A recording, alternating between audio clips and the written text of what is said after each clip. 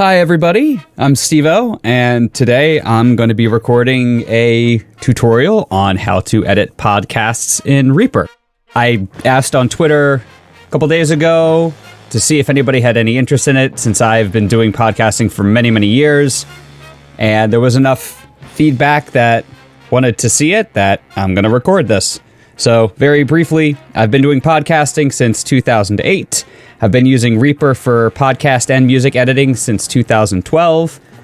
And I have created this customized workflow and Reaper custom macros in order to speed up and simplify the editing process, at least for how I do podcasts. So, I've created a blank virtual machine. This is a fresh install of Windows 10. The only thing I've done is added Opera GX as the default browser and 7-zip and grabbed some pre-made podcast raw files like voice tracks and whatnot so that I can show you guys how the editing is done. So a little bit about the kind of podcasts that this is applicable to. If you're recording stuff live with more than one person and you are all not in the same room, this is most likely applicable to you. If you're recording in the same room and have a singular microphone, you might be able to use some of these tips, but not all of them, because the way I have it configured is you have a voice track separated per person. So, for example, our show has 5 core hosts. Typically, for any episode, we have 5 raw voice tracks, all separated, all individual files. Our podcast also has backing music, so I will be going over how to apply backing music without having it overrun the voice tracks, and also show how dynamically voice tracks can push down the backing audio so that there's no confusion or interference. I'll also be showing how to debreathe and degap. But if, like, for example, you're going out and using a handheld recorder, single track, and recording somebody out in a park or at a stadium, this might not be geared towards you. Additionally, if you're doing stuff like an audio drama, you can use some of these tips, but not all of them, because the debreathing techniques are going to remove stuff like heavy breathing or background noise in a lot of places. And if you're doing an audio drama that requires that kind of Foley noise, this will unintentionally remove most of that. But enough of my rambling. Let's get down to it. So the first thing we are going to do is we're going to go to the Google Drive link that I have for the podcasting tutorial. In this folder, which I'll pull up right now, you'll see 3 files: a text file, a 7-zip, and a Reaper config zip file. So if you open the links to required programs and VSTs, you can see that we're going to be downloading Reaper version 6.41. As of today, there's now version 6.42, but we'll still be grabbing that. We're also going to be grabbing LoudMax compressor, which is a mastering compressor, overall compressor, whatever you want to call it. We're also going to be grabbing Tri-Leveler, which is included in the files here because the latest version is no longer available online. The author has removed it from download. The site isn't there anymore. And the sites that I found don't have the latest version. You're also going to be grabbing my custom Reaper configuration zip. This, when imported, will completely change all of the defaults and assign my customized hotkeys and macros and all that other good stuff. So let's go ahead and grab Reaper. We're going to download for Windows 64-bit, since that's the version that we're going to be using and the version that I use myself. If you're going to be grabbing stuff for Linux and Mac OS, I'm not sure if these plugins will work for you. I'm also not sure if the configuration zip will work properly for you. So if you do that, let me know. I might not be able to help that much, but I'd be curious to hear. When you get to this part of the installation, you're going to be doing a portable install. This is so that I can more easily customize the folders. We don't have to worry about putting stuff in program files and get involved in Windows administrative security or anything. This also makes it so that if you already use Reaper and you import my custom configuration stuff, it's not going to overwrite what you already have. So it'll automatically default to C:\Reaper. That's fine. If you want to change the location, go for it. Just modify the steps afterwards that refer to this accordingly. Do next, everything else looks fine. Go ahead and install. So you click close, it'll ask you want to run now, sure. It'll just go through this initial start thing. It'll ask you if you want to select an audio device. My custom config is going to overwrite wave out with direct sound, but let's go ahead and pick direct sound anyway. While configuring this, after we're done importing the config zip, we're going to want to change the input and output devices to whatever you're going to be using. Here's your NAG screen.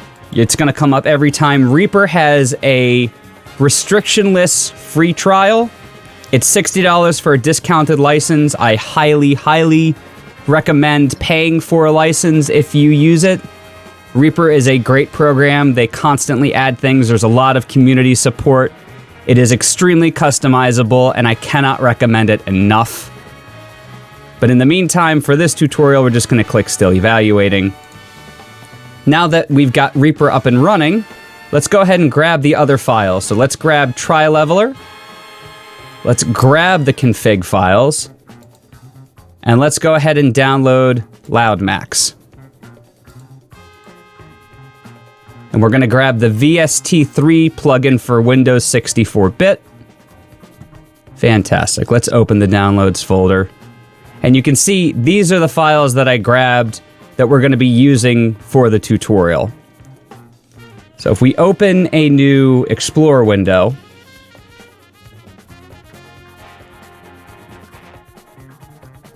and go into Reaper, we're going to create a folder here called VST Plugins. And in there, you are going to extract the LoudMax VST, the README as well if you want. You're also going to extract the Tri-Leveler.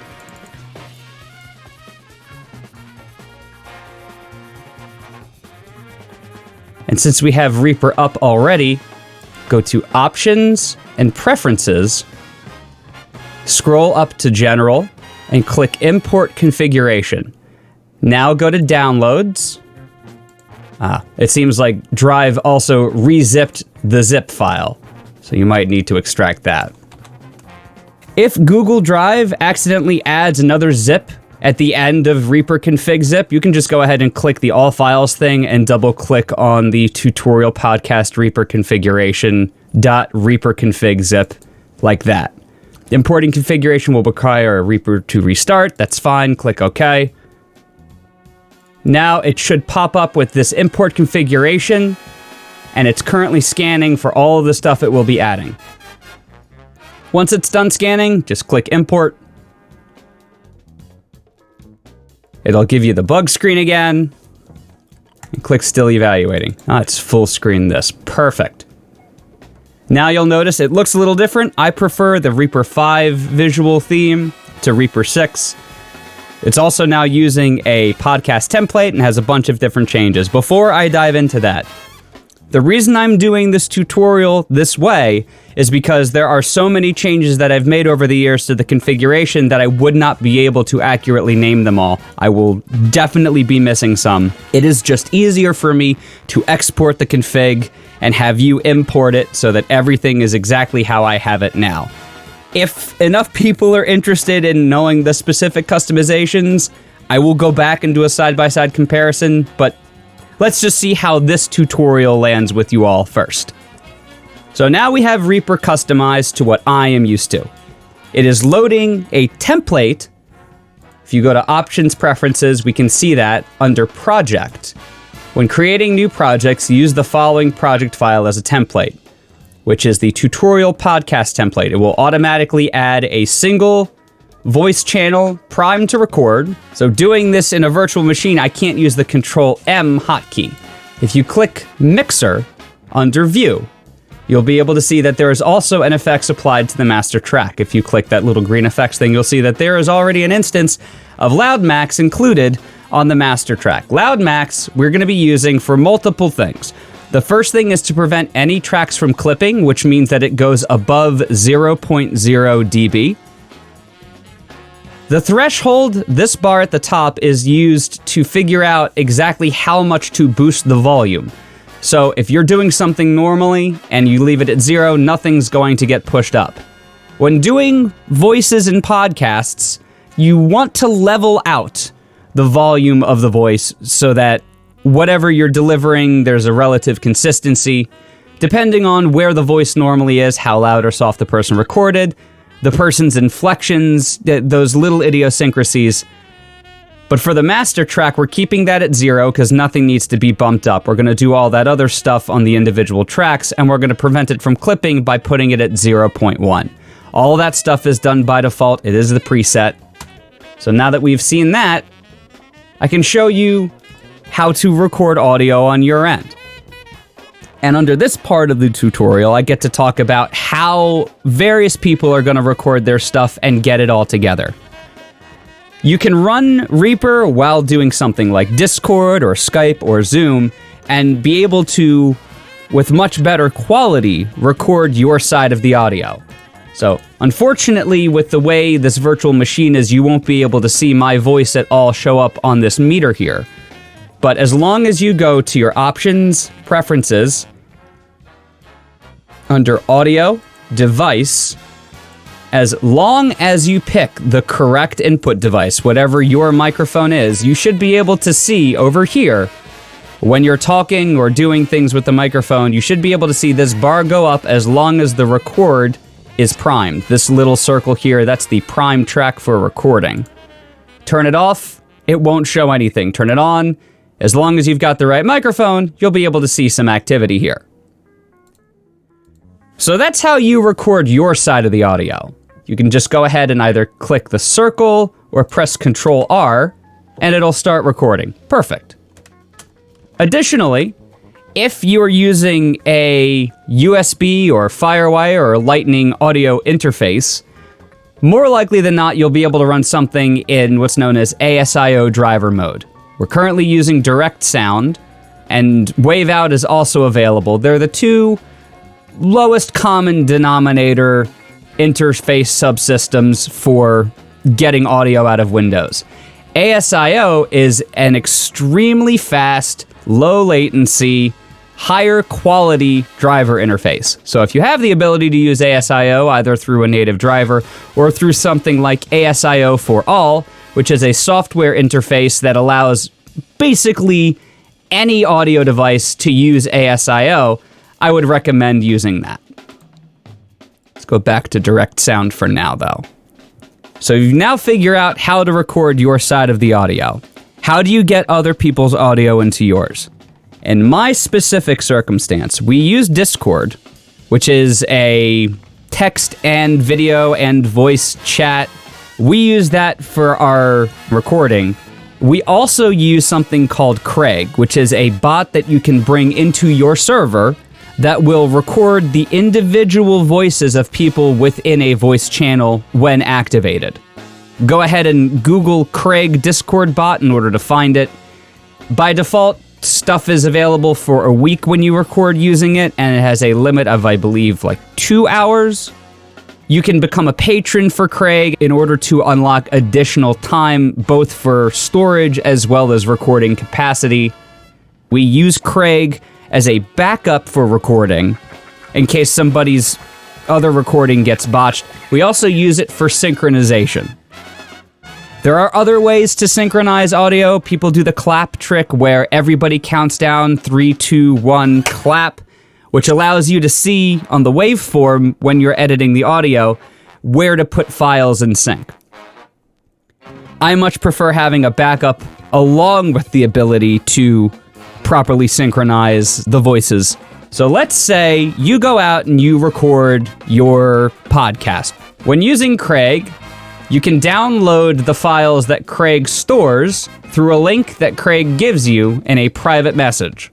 I've grabbed that here, so this is from Friday Night Fan Fiction, Season 11, Episode 8, my podcast. I don't really have much to pimp, but if you found this tutorial useful, please give the show a listen. It's definitely not for everybody. It's very not safe for work. I have extracted Craig's files, and you can see we've got 1, 2, 3, 4, 5 applicable voice tracks. Garc is a backup of Craig, so having backups of a backup are always good. For our example, let's say you just finished recording your episode, so you've now got one voice track here. Let's see what it sounds like. I like all of them. So... There. So that's what my voice sounds like immediately after recording. We've got a big block of... Oh, goodness. How big is this episode? This episode is, at a minimum, 2 hours and 11 minutes long. That's a little unwieldy. But we can't really do much with just one voice and nothing else. So let's go ahead and add in everybody else's voice tracks. Since I requested all of the other hosts record their own side of the audio, I can just drag and drop the stuff that they sent me. And you'll drag and drop, click separate tracks, and now we've got all 5, but they're all going to be completely out of sync. Put these in my regular order here. After dragging and dropping, Reaper takes a couple of seconds in order to analyze the waveforms in order to display. But I don't want to get into anything just yet. I want to go ahead and synchronize everything.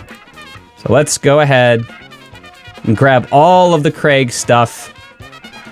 And Craig, when you drag and drop, will all be starting at the same time. Craig picks the exact moment that you start recording with it. And if people don't talk or don't join until later on, it won't add any data to it prior to. So this is our synchronization reference. Since I'm no longer recording, I can unarm the track that we had for our own voice. And now I'm going to pair these together with the self-recorded audio on top and the Craig audio on the bottom for all 5 of the voice tracks.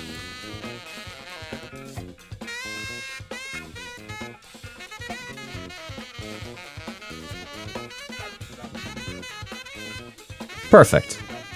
Since we're kind of running out of room here, let's go ahead and remove the mixer. At this point in editing, we don't want to save the project yet. You'll want to save it if you're recording on your own prior to, but if you're just grabbing the files, you don't need to save just yet. Because when we save it, we're going to be moving things into the folders that we've been referencing here. I'll explain that in a moment. So, the numbered one, the thing that says 2, Steve-O, 1, 2, 3, 4, that's our Craig reference. The one above, that's the self-recorded. And you can tell if I zoom in, which by holding Control and using the mouse wheel, you can also release Control and zoom in horizontally. So holding Control does it vertically. Letting go of Control does it horizontally, as long as you're focused on the track listing. Let's go back to the beginning. In order to quickly go back to the beginning from wherever you are in the podcast editing, the Tab key. So let's say I'm all the way out here, and I want to go back to the beginning quickly, just press Tab. So you can see this stuff is out of sync. By sliding it, you should be able to find a spot where the 2 waveforms look very similar, and I've already found that. Only slide the personal audio. Never slide Craig, because if you move the Craig thing, you're going to lose your sync. So now I found at least the rough area where things are going to be synchronized. It's never going to be perfect, and because of people's different audio setups or network latency, it might get a little off by the end, but by doing it there near the beginning, you should be pretty good. So let's do that for all of the tracks. And when you're done with one particular pairing, you can delete the Craig track, which by clicking on the left side on the actual track header and pressing R or delete. R is my quick key for delete. And again, I will explain those hotkeys once we get down to actual editing. I'm a gamer, so the hotkeys are based around the whole idea of WASD, keeping your fingers on that area. So let me go ahead and do this for David. It takes a little while to kind of get used to where you're able to eyeball this, but you should be able to, given enough practice. Just keep trying. So now David's is in sync.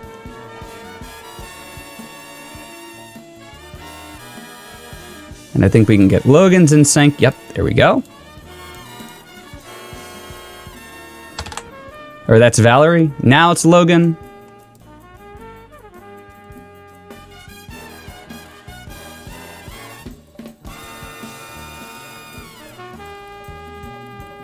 And now Sean. Now Sean's is interesting because he started his personal recording before Craig was invoked. So in this case, let's find a spot, make sure that his personal track is highlighted, press S to split, and then select the item before the split, press E, and then R. E gets rid of ripple editing, which I'll get to in a minute. But you don't want ripple editing on when you're synchronizing. So E will disable it, R will delete that first portion, and now we can fully synchronize his audio track. Perfect. Let me go back for a second just to illustrate. So I'm gonna click S on both of Sean's tracks, the personal audio and the Craig, so that you can hear what it sounds like when things are in sync properly. I'm eating cookie for snack before we... Yeah. So you can already hear that there's an issue where his stuff is going out of sync a little bit. However, if we look later on, things are still looking good. Perfect. So that kind of doubling, almost weird stereo effect, as long as it's the same thing being said, like in both, then you've got your sync ready. So now that we've done that, I'm gonna unsolo this, go back to where we were when we wanted to save the project. Now that we only have the synchronized audio tracks, we're gonna save the project file.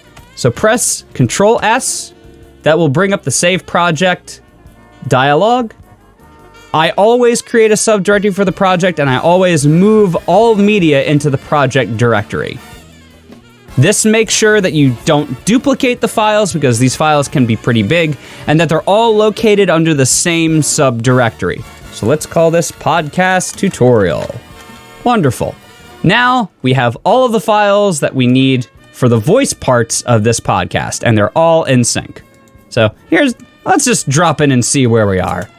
It was a really easy fight, because you battled the Paraders? Paraders, yes. Okay, Paraders. Aside while Yuka stunned the nudists. Testes. Not especially good yet. Number one, we can hear a lot of noise coming from the background, and that's mostly from David playing games while we're recording.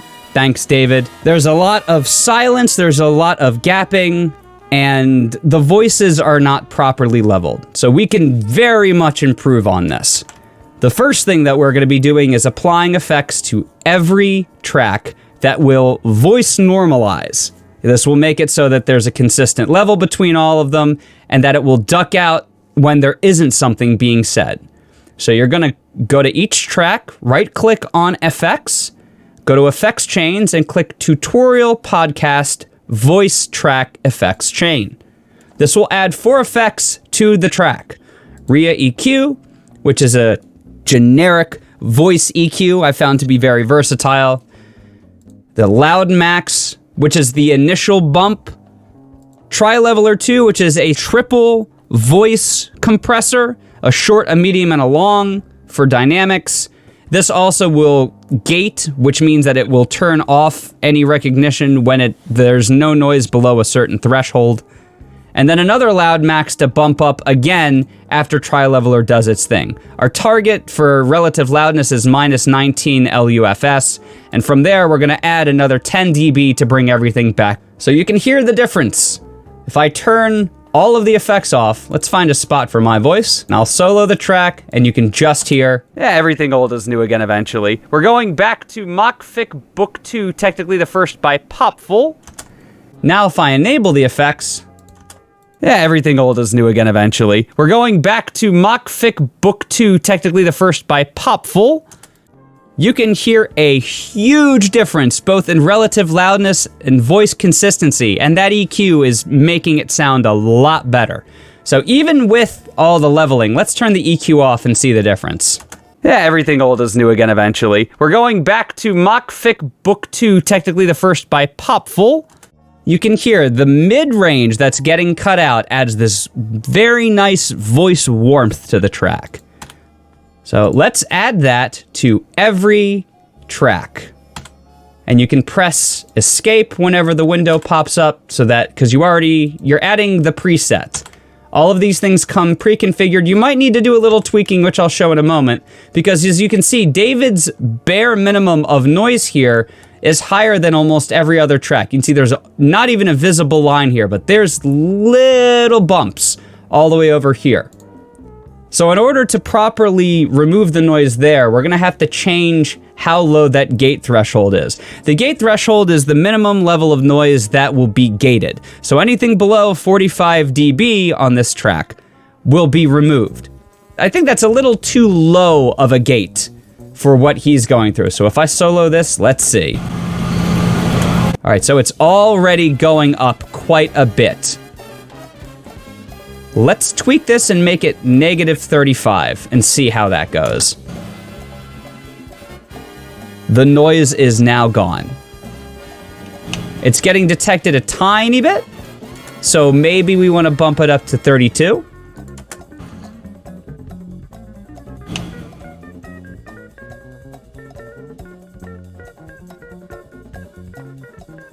I think that's pretty acceptable. The better quality recording you have in terms of no noise in the background, the lower you can set that gate. And you'll see in a moment when we run our first processing on this, how important that lower gate is. So now everybody is at -40 except for David, who's at -32 for the tri-leveler gate threshold. Let's see what happens at one of these parts where you can see David's got some noise going on and we got other people talking. My connections with the Illuminati and the Scaly fandom will help us track them down. You were a lizard woman with lizard wizard the entire time? You know, I think that's a good point. What? Lizard wizard? There's no way that the Illuminati can be real, like lizard people, because if there were people... David's level needs to go up a little bit more. We're still not quite there. Because if there were people, there would be way more scalies, and they would work very hard to uncover them. Once you've got all that stuff configured, let's save again. Click on one of the tracks, or in my case, you can click on all 5 because you've got this down to a simplified pattern. Also, in order to select multiple tracks, it's not a left click. It's a right click, hold, and select all. If you left click, you're gonna be selecting stuff in the transport bar, and you don't wanna do that. So let's select the first track. Press Ctrl+Shift+A. Auto trim split items. This is indispensable for me. And this is also very specifically tuned for those presets that I've sent you in order to split voice segments up. So we're gonna change this. The threshold needs to be -13 dB with a 0 hysteresis. Ignore silence shorter than 300 milliseconds. Make non-silent clips no shorter than 350 milliseconds. Leading pad of 100 and a trailing pad of 190 with a fade pad enabled. 0 for the snap offset. Split and remove silent areas. And the 2 options that need to be enabled underneath are preserve timing of non-silent areas and run signal through track effects for detection. This is going to run these voice tracks, or in this case, this one specific voice track, through the effects that we've added and follow this parameter listing in order to dynamically split items. So you can see here, it's one solid block, it's one file. Now, because Reaper is a non-destructive editing tool, we're going to make this one item hundreds of smaller items just where there is voice activity. So click process, and because this is running through the effects, depending on your computer setup, how powerful your processor is, this can take a little time. It can take anywhere from 30 seconds to 10 minutes. If nothing is happening, just leave it be. Come back, don't force quit or anything. Just give it some time. And I will edit here to when this is done splitting the items. All right, it just finished analyzing, and now you can see it's not just one thing anymore. If you press Ctrl+B, you can pull up the project bay, and you can see under Source Media, the Stevo track is now 1,379 instances instead of just one instance. It has split all of the stuff that I've said into little blocks. I can hear you. There it is. And we're going to apply that to every track. If you do that and you find that it's cutting out more than it should or not cutting out enough, go back a step and adjust the gate threshold again. That gate threshold needs to cut things below what the detection is for the trim split, but also allow the voice parts to come through when they're actually happening. And this is one of two presets we'll be using. There's a second one that we'll be using after all of the voice tracks have been split. And I'll get to that in a moment. I will cut back here when the other 4 tracks are done processing.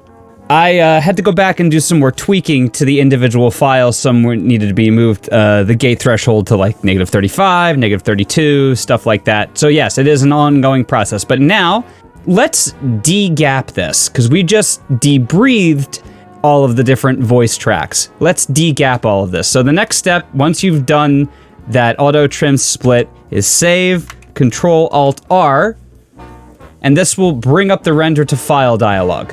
You're going to click add rendered items to new tracks and project, and just click render new file. The defaults otherwise are fine. And this is going to render the entirety of the project, and you can see how much time is left up there. All the tracks pushed together so that we have one file, like you were rendering a final podcast, but we're going to be using this to de-gap the project. And I will cut back when this rendering is complete. The render is finished, you'll click close, and now we've got another track that has everything, all of the voices combined, and we're going to be using this as our reference for de-gapping. So, select that new rendered file, press Ctrl+Shift+A again, and you're going to change this so that the threshold is -30. All of the settings will be the same except for the leading pad, which is bumped up to 115, and the trailing pad, which is bumped up to 205. You're also going to disable Run Signal through Track Effects, and then click Process. This should run a lot faster because we're not running it through any kind of effects. See, it's already done. So now, I get to explain all the different hotkeys that I've made. W enables ripple editing for all tracks. Q enables ripple editing on a per track basis. E disables ripple editing. R deletes an item. S splits an item. Space is play pause, which the difference between play pause is this is play, which is the space bar, and then pause, which keeps the transport wherever you stop it at, versus play stop, which is done with Ctrl+Space. So play, hold Control, hit space, and the transport goes all the way back to where you started. It's very annoying to be editing something, have to stop what you're doing, and then have the transport pull you all the way back like 20 minutes, and you lose the spot where you wanted to make a change. So now that we have that all taken care of, oh right, and tab, as I mentioned before, goes back. Additionally, F focuses where the transport bar is. So for example, if it goes off screen... Oh, it's on my lap. Hello? So if I go somewhere else and I want to go back while it's still playing, press F. Now, we're going to pull this big file, the newly rendered one, press W, select the first item in there, and with ripple editing on, anything that comes after that item on all tracks will be pulled with it. Ripple editing is extremely useful. To demonstrate, with ripple editing off, I can move this and nothing else is affected. With ripple editing on per track, you can see I'm able to move stuff after it only on this track along with the item. If I move it to a different track, it will move stuff on that track instead. So let me undo that.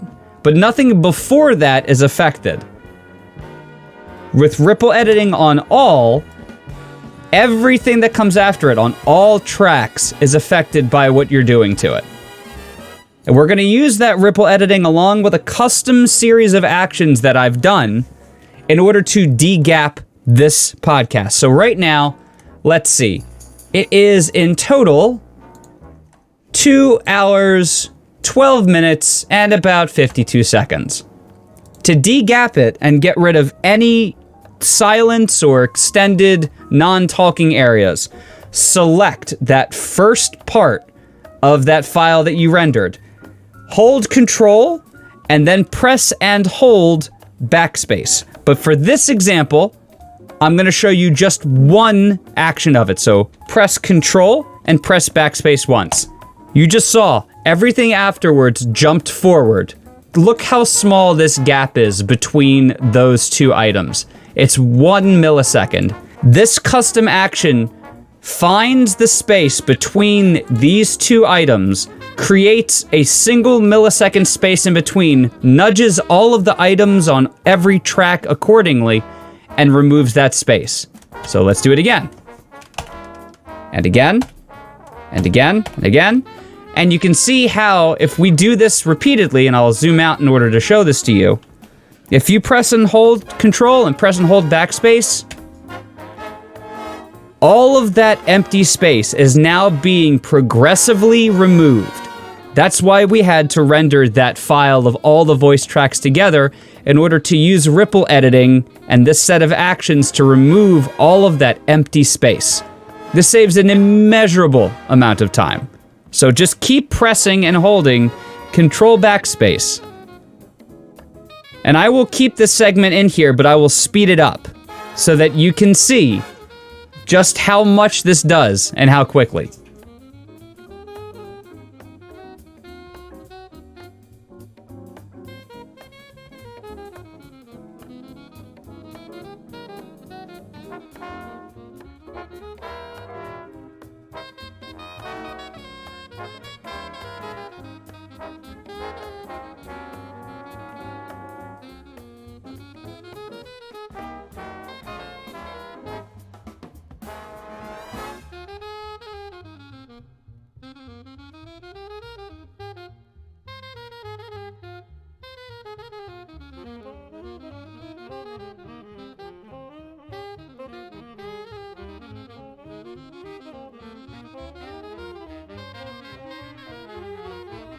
Wonderful. So it just finished. Now you can go ahead and click on that rendered file that we made, the track, delete it, and you're back to having just the voice tracks. And instead of being 2 hours, 12 minutes, and 52 seconds, that de-gapping we just did, we're now at 1 hour, 53, and 20 seconds. That's almost 20 minutes of silence that this saved. And now everything can be edited together much more closely.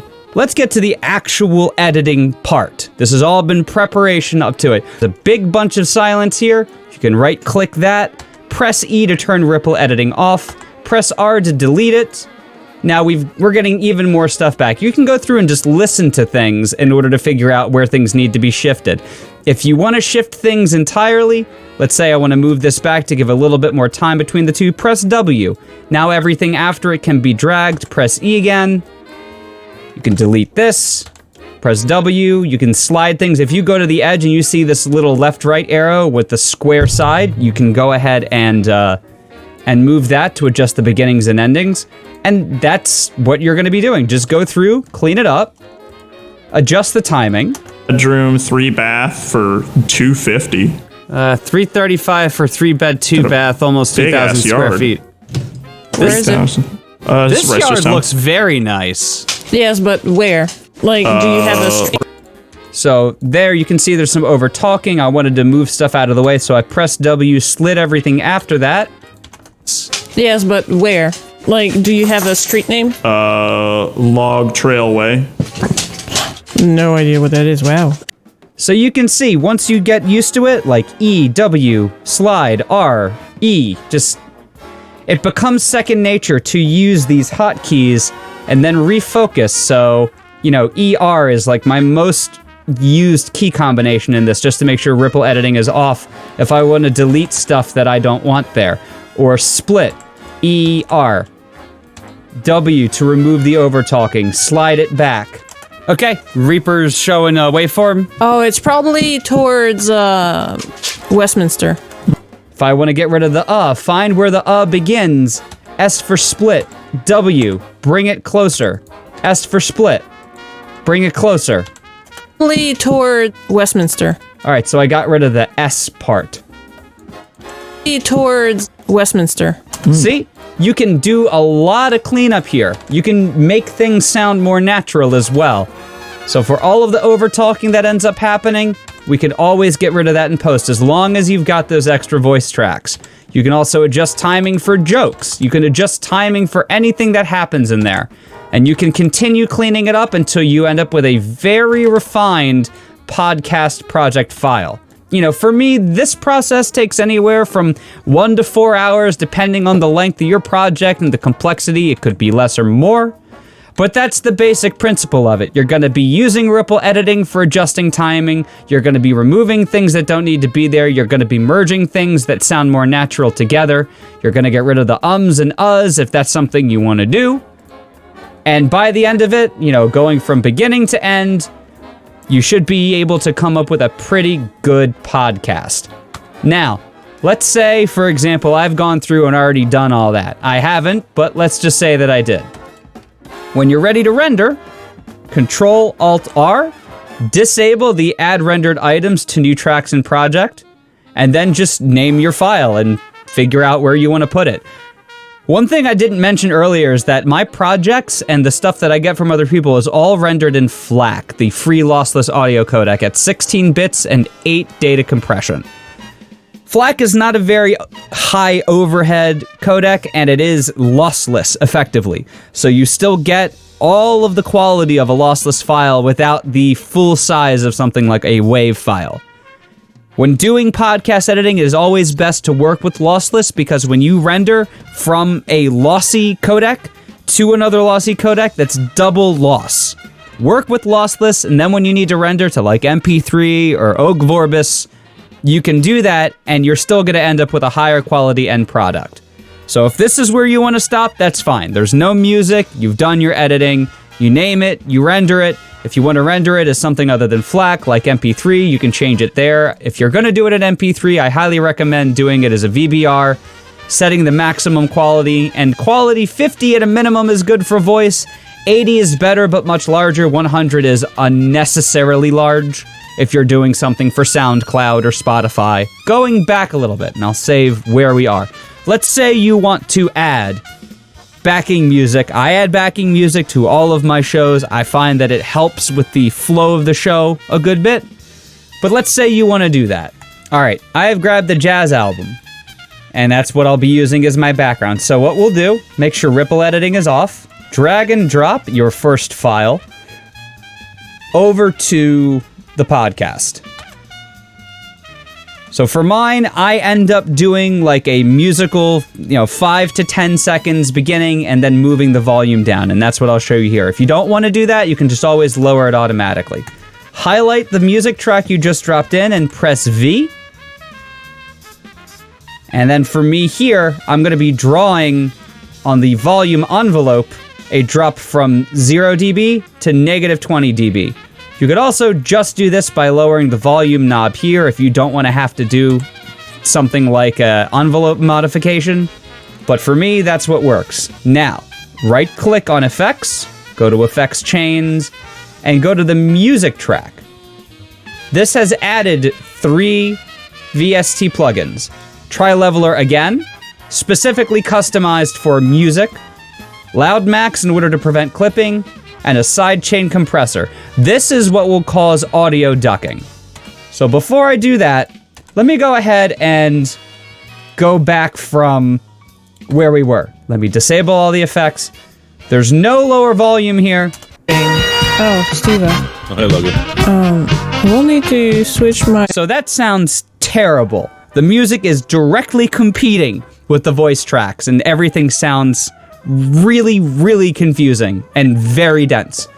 So the first thing we're going to do, as I mentioned, is I'm going to add that volume envelope, lower it down to -20, and this is already going to be a huge improvement. Recording. Oh, Steve-O. Oh, hey, Logan. We'll need to switch my... So there you go. You're able to hear that it's already better, but it could be even more better. So let's enable those effects. It's going to make it louder, and that's just going to illustrate that loudness is going to be not good until we configure the sidechain compressor. Recording. I just have to try to not move around too much because you'll get like weird scraping noises probably on the microphone. Let's configure that sidechain. Sidechain compression basically takes audio input from other tracks and applies a compressor or ducking effect to the track that you're applying it to. So we need to add routing for that. So click on the route button on the music track. Add receives for all tracks. In this case, the only other tracks we have here are voice tracks, so we can just go ahead and do that. But if you have other things in there, if you want to make sure that they're also taken into account for the ducking, you add them, otherwise you can omit them. And for each one, it says audio 1.2 goes into audio 1.2. We're going to change that from audio 1.2 goes into audio 3.4. 3.4 is what our sidechain compressor takes in as input and then applies to this. So now that we have the sidechain coming in, I just have to try to not move around too much because you'll get like weird scraping noises probably on the microphone because I've got a blanket draped over my head and the microphone.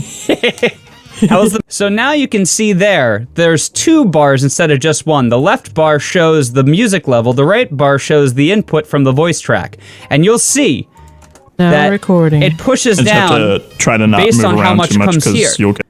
Sorry, let me repeat that while there isn't other voices. You can see that the voice track on the right side pushes down the music on the left side. And as a result, the music gets out of the way for all of the talking. And that will pretty much conclude my podcasting tutorial. Once again, when you want to render, Ctrl+Alt+R, and you are good to go. So where do you go from here? First of all, if you have any questions or if I missed something, by all means leave a comment or hit me up on Twitter at StevoFNF. Beyond that, this is just a preliminary project file. I made this specifically for the tutorial. For what I do, I use paid plugins. The plugins provided here for the tutorial are free and are a very good place to start. Once you get used to editing this way, I would highly encourage you to get audio restoration and manipulation plugins. iZotope has a very good pack for audio restoration and manipulation, including reverb removal and voice leveling and noise removal and all that stuff. Acusonus has the ERA bundle, which is what I've been using for years. It's now currently on a monthly subscription plan. There may or may not be a way to buy them directly out. I spent money to buy them for a lifetime license a couple years ago, and I've been using them on every project since. And that can get rid of stuff like unintentional reverb if somebody records in a loud steel room and there's no furniture, or noise like if somebody has a loud computer fan, or the sound of a controller playing in the background, or the sound of dogs or kids in the other room. Or there's also de-essing, which is when you have any kind of S noises like s, or if somebody has a small lisp, or if they're very dry-mouthed, like lip smacking kind of things, that can be used to remove that. You can also declip with Acusonus, which means that if you've got input that is already breaching that 0.0 volume level, usually you'd have to re-record, but as long as it isn't too much, the declipping can be used to dynamically remove the painful parts of a voice track. So that's it. I'm gonna go ahead and edit this and upload it, and that'll be that. I hope you enjoyed the tutorial, and again, if you have any questions, let me know, and best of luck with your podcast.